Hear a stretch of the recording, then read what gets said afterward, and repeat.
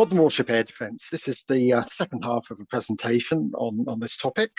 And this half deals mainly with countering the threat and emerging challenges. So there's clearly overlap between the two halves. All the information in this presentation comes from open sources, and any errors are mine. So to recap, previously, we saw how the air threat over the last 60 years has been dominated by the anti-ship missile, typified by the Exocet, a sea skimmer, which was first developed in the 1960s and is still in service today in a more modified form. Guidance might be by the missile's own radar, maybe an optical seeker looking for light, or infrared sensors looking for heat coming from the target, or even homing onto the ship's own radar emissions. And we looked at the Type 45 destroyer as an example and identified the main sensors for detecting an incoming air threat. We see the electronic warfare listening sensors, ESM. On the pole mast, you've got communications intercept antennas, and on the main mast, you've got the radar band sensors. They can detect emissions from attacking missiles, or even earlier, from communication signals or radars from their launch platforms. We have a long-range radar on the rear mast, searching the horizon, and it can hand over threatening radar contacts to a more accurate tracking radar, which is on the main mast. Optical sensors on the bridge roof can at shorter range supplement the Mark I eyeball of any human lookouts. And that's where we got to last time. So now we will look at how we might counter the threats that we might detect. The mantra for layered air defense is don't be seen. So minimize your signature so that you can't be seen at long range. Don't be identified. Try not to appear like a warship or attractive target. Don't be targeted. If you are attractive, try and provide something else more attractive. Don't be hit. Counter the inbound threats as they approach you. And finally, don't be sunk. If you are hit, can you manage to effect damage control and recover the situation so that you can continue to execute your mission? Now, each layer might only be partially effective, but in combination they can work well, but possibly only for some threat axes, not 360 degrees around the ship. And by having multiple means of defense, you provide diversity and resilience. So if, for example, the adversary has a breakthrough in radar technology, you haven't lost everything. So don't be seen. Passive measures can be integrated into a ship structure at build. And angling large flat surfaces so they don't reflect radar energy straight back to the emitting radar is a good idea. And so is hiding as much deck clutter as possible and avoiding structures with right angle corners. And this is why most modern warships and auxiliaries and support ships have pyramidal structures and hide as many systems as possible behind radar absorbing screens. And you have the examples there of a RFA and a model beneath of a concept of a Russian destroyer there. Very, very angular surfaces, but nothing providing a right angle or a triple right angle, which is the worst of all worlds.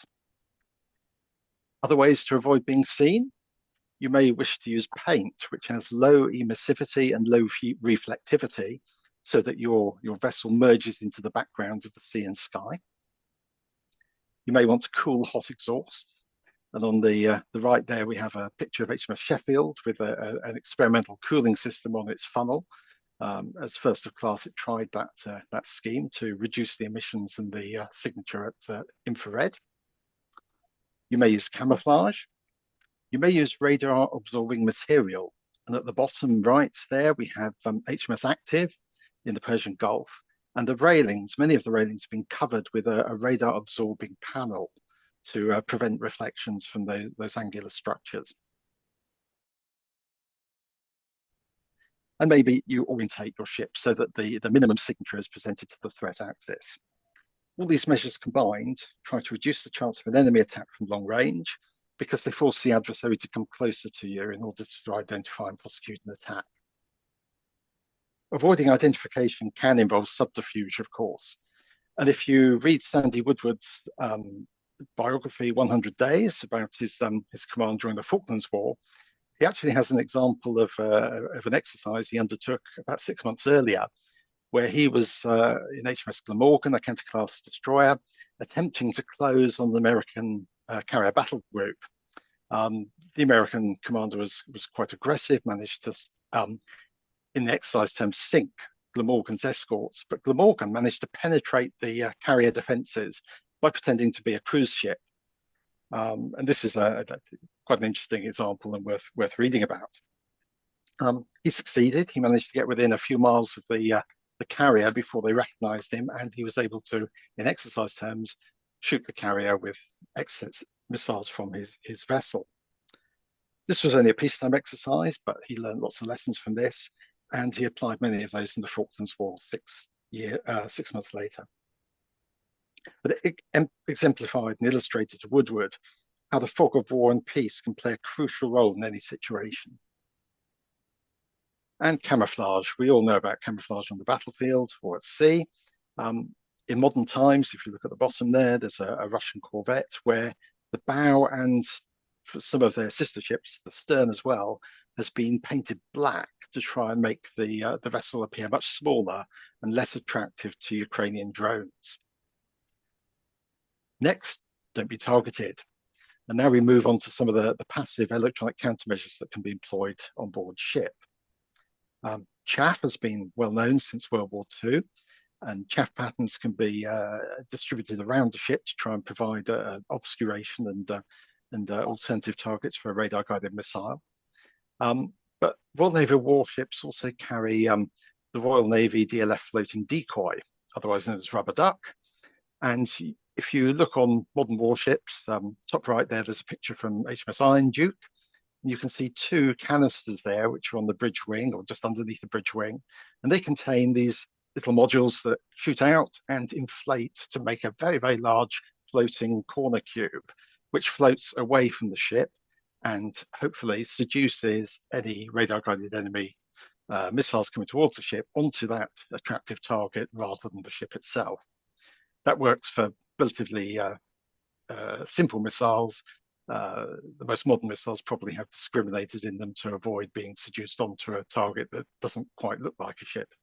But that's part of the cat and mouse game that occurs between missile designers and electronic warfare designers to try and develop countermeasures. And obviously, if you create a decoy like this, it's much more effective if the ship's own signature has been reduced beforehand. So radar absorbing paint and panels and so on helps to make the decoy more attractive than the ship itself. In optical and infrared regime, you can use flares and smoke. Hot smoke is quite attractive because that combines infrared and visual signatures. And then we move on to active countermeasures. Quite famously, during the Falklands War, the Royal Navy deployed off-board jammers. These were attached to the ship's own helicopter, so a Lynx helicopter on the bottom left there. You can see this array of antennas on the port weapons carrier here. This was a decoy to seduce Exocet missiles away from the targeted ship. The idea was that the Exocet would home on the jamming signal, because early Exocets would home onto a jamming signal if it thought it was being jammed by electronic warfare. So the missile would home on the jamming signal, and because it was sea skimming and not flying at the same height as the helicopter, it would pass harmlessly underneath the helicopter. It took a little bit of convincing to ensure the pilots understood that and that they couldn't fly at sea skimming height, otherwise they might be in danger.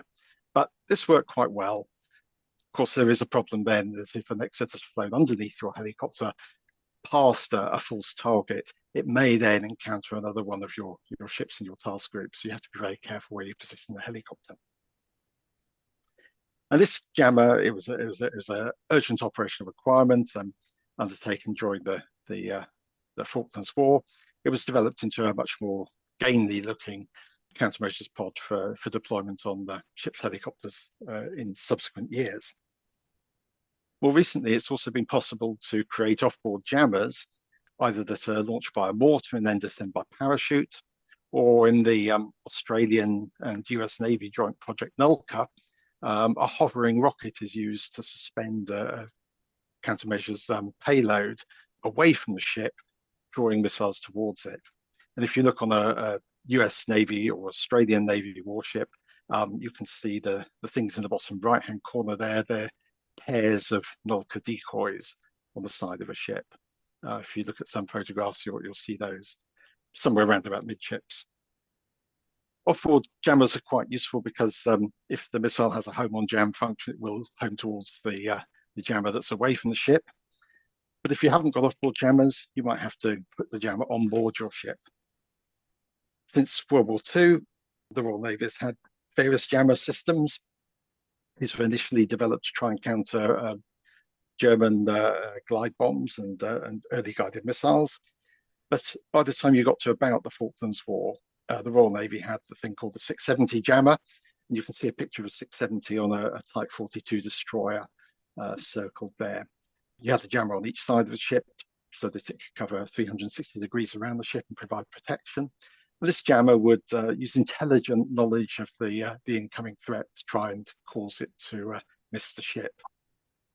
670 jammers were a sort of stopgap, introduced just after the Falklands War and in service for a number of years. There was work to develop something far more sophisticated, the 675 jammer on the right-hand side, very, very advanced. But in the peace dividend that followed the end of the Cold War, 675 jammers were felt to be overkill for the Navy of the future. We weren't facing a serious adversary, therefore we didn't need sophisticated jammers. Whether that was a wise decision, I shan't comment.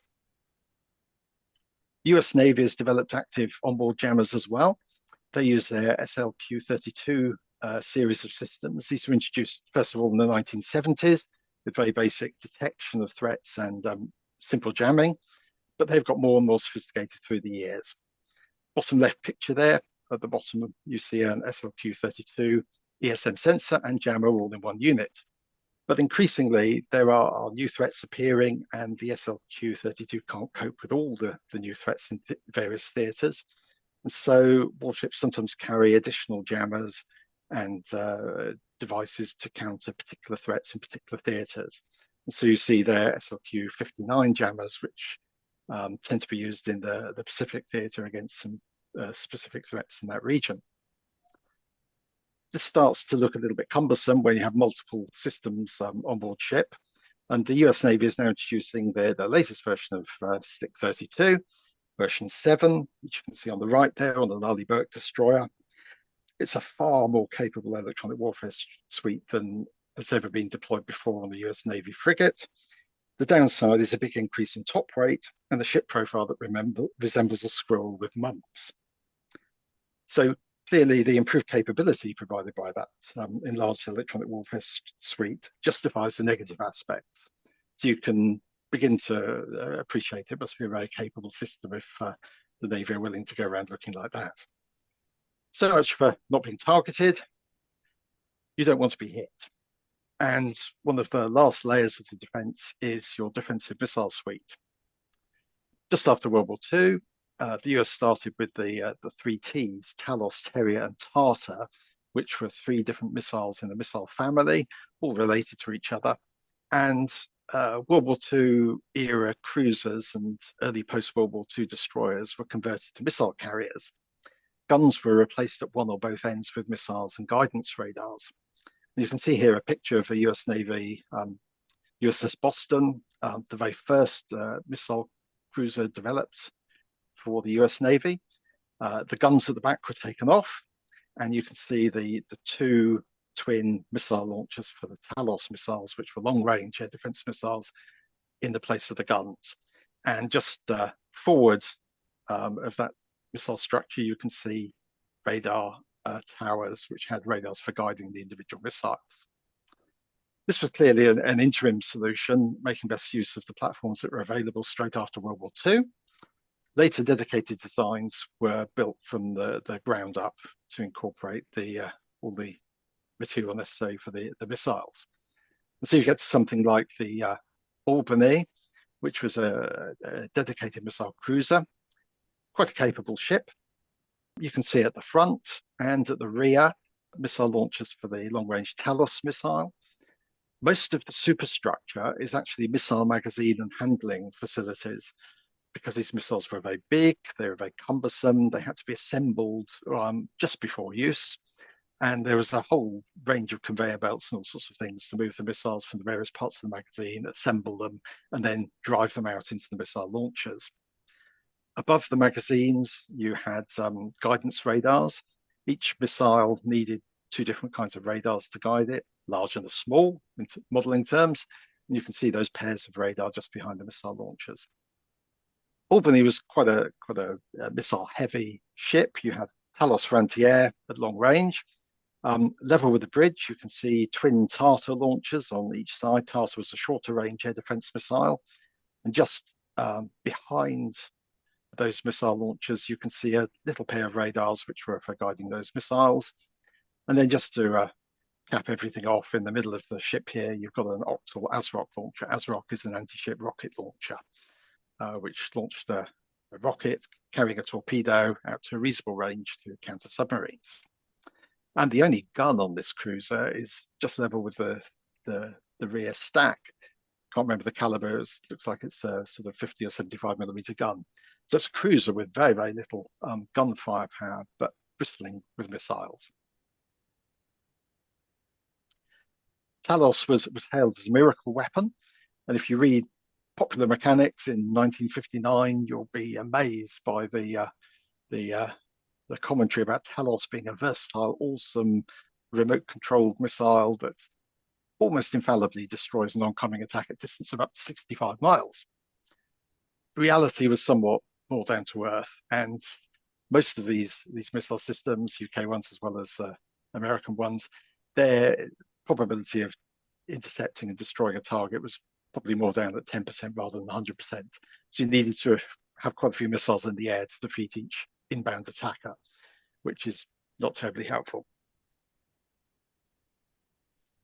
The Talos, Terrier, and Tartar missiles ended up being developed into the US standard missile. This is the kind of missile system that fits US ships at the moment. So you've got an Arleigh destroyer here, one of the Flight 2A current iterations of that particular ship. And by the 1990s and 2000s, missiles were being vertically launched rather than having twin arm or single arm launchers. This allowed a greater rate of fire and more versatility for the way you load your vertical launch cells with anti-air warfare missiles, anti-submarine warfare missiles, and land attack missiles. Guidance was by phased array radars. You can see somewhere near the bridge, you've got four, you can see two, but there are four octagonal faces of the phased array radar, which guides those missiles. Very sophisticated system, reasonably capable. It can intercept most targets, including some ballistic missiles and other difficult targets. Back in the UK, we mirrored the US developments. We had Sea Slug, that was our very first anti-aircraft missile system, fitted to the county-class destroyers. The Sea Slug launcher looked like a random collection of scaffolding on the back of a county-class destroyer, but this was a dual missile launcher. The missile magazine, similar to the Talos system, occupied a large fraction of the superstructure within the rear end of the ship. There's guidance radar. Sea Slug again was hailed as a wonderful system, but it took a long time to come into service, and it wasn't terribly effective, certainly in its first version when it went to sea.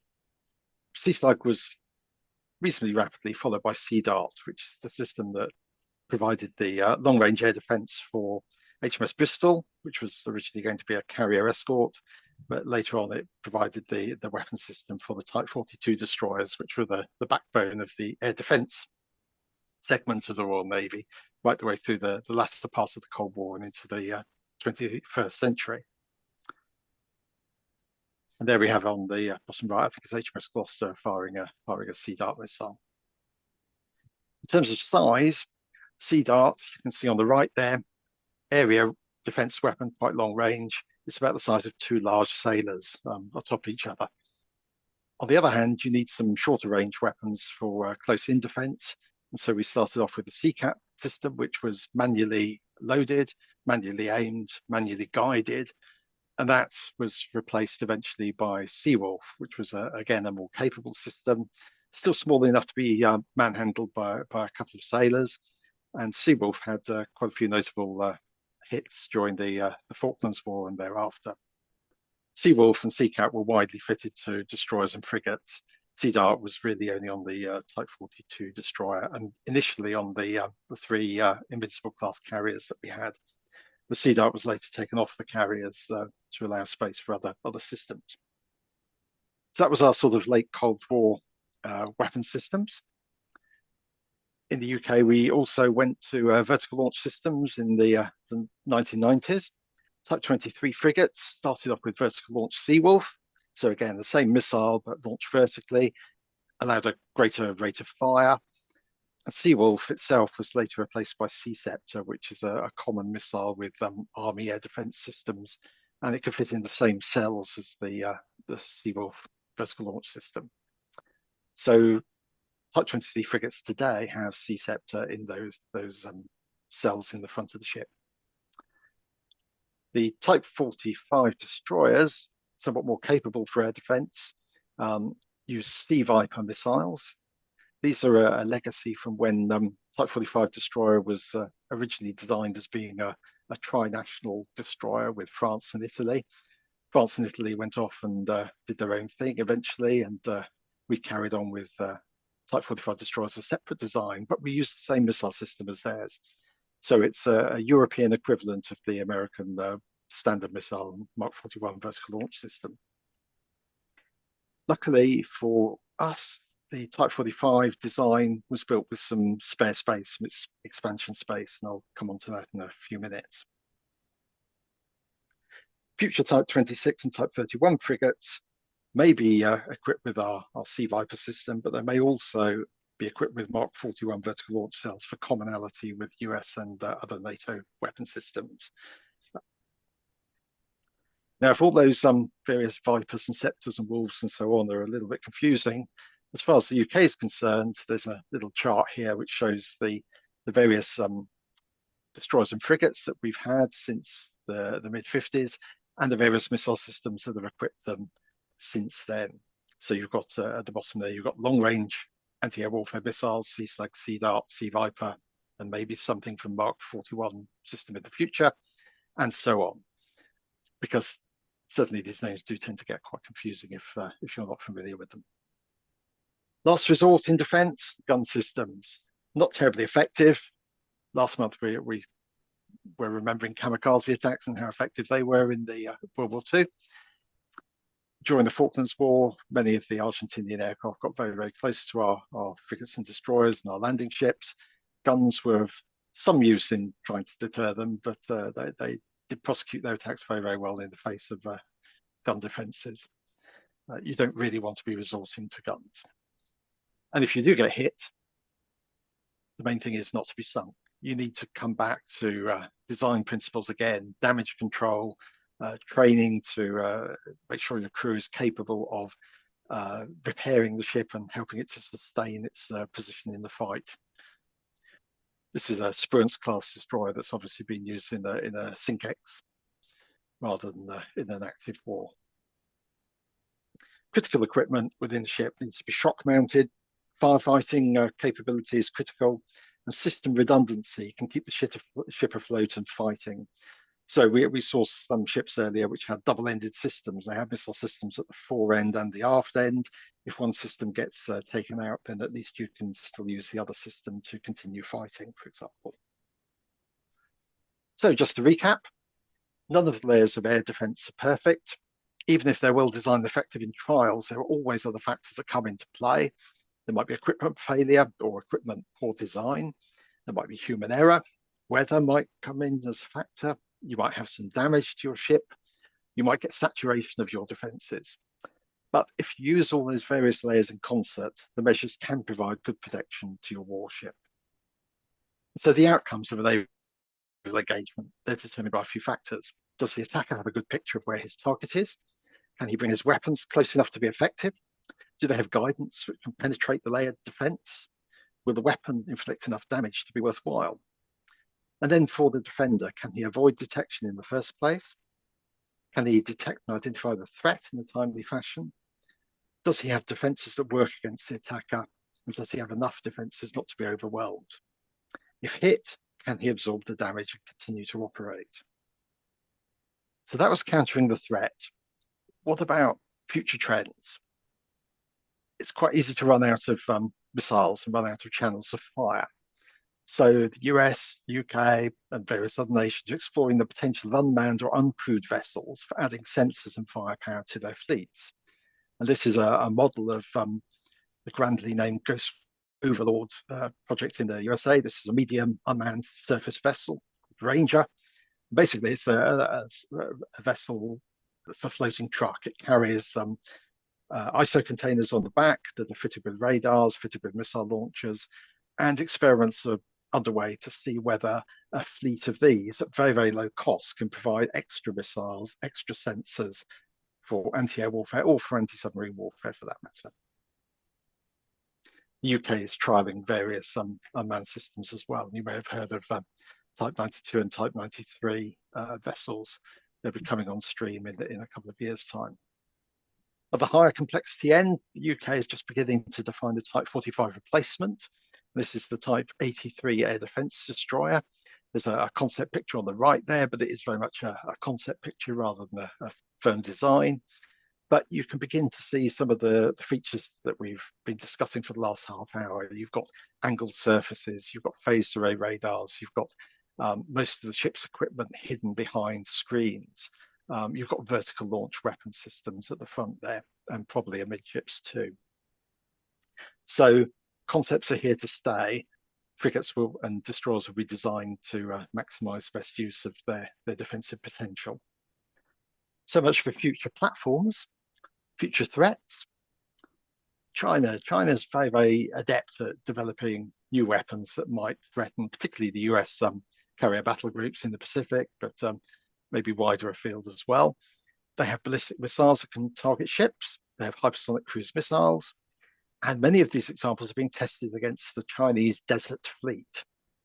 China has a habit of painting silhouettes on the desert floor, the right size and shape to represent US Navy aircraft carriers, Arleigh Burke destroyers.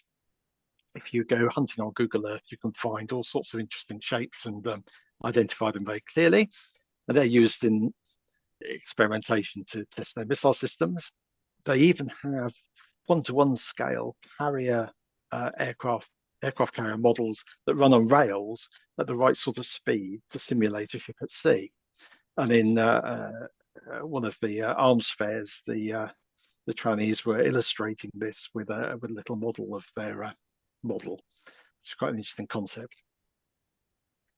At the other end of the scale, you've got threats like the Houthi rebels from Yemen, firing quite incessantly into shipping on the Red Sea at the moment.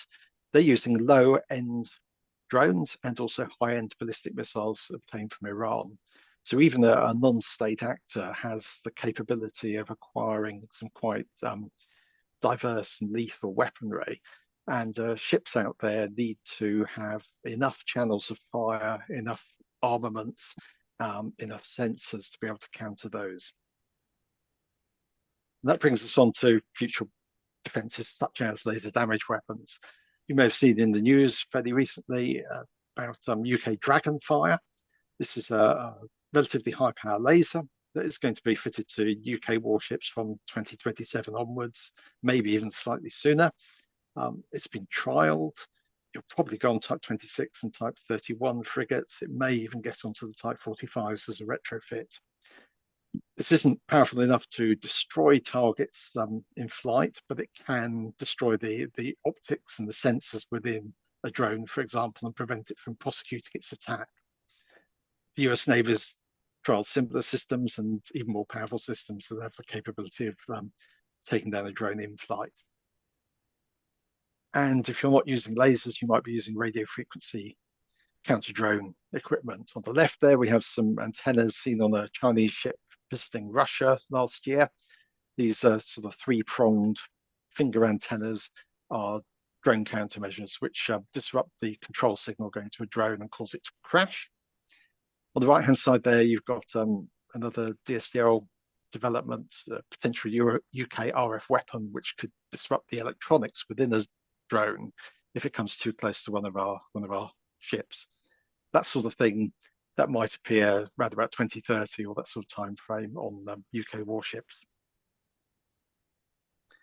Obviously, things that are useful against drones are also potentially useful against other small targets.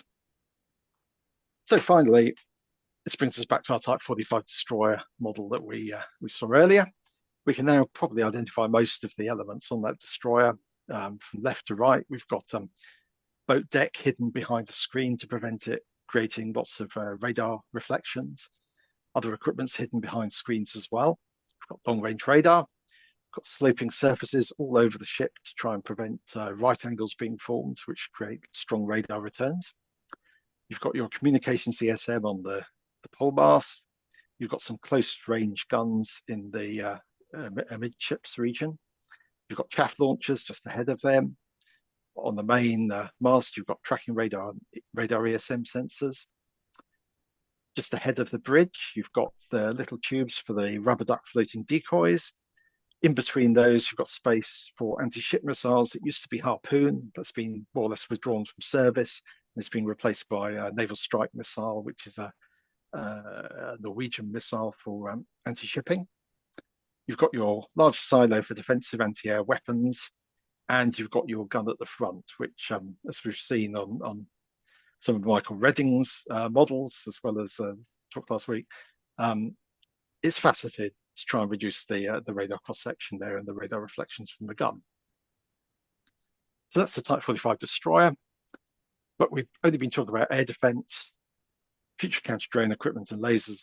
Future increase in missile capacity might come into the existing ships, but we shouldn't neglect other threats as well. There's always submarines out there. So that ends the talk. If you want further study, I would really recommend going to Explosion Museum in Gosport. Certainly if you're coming to our 50th anniversary celebration, it might be worth a boat trip going across to Gosport during that time to have a look at the museum there, which is the Royal Navy Museum of Armaments. Lots to see and do, including an Exocet, the big white one in the middle there. And we'll put this in the log, but I've put lots of references here. Many of them are YouTube videos on some of the things like the off-wall floating decoy use or counter-drone systems or the Dragonfire laser, which you might find interesting to look at your leisure. And that ends my presentation for tonight. Thank you.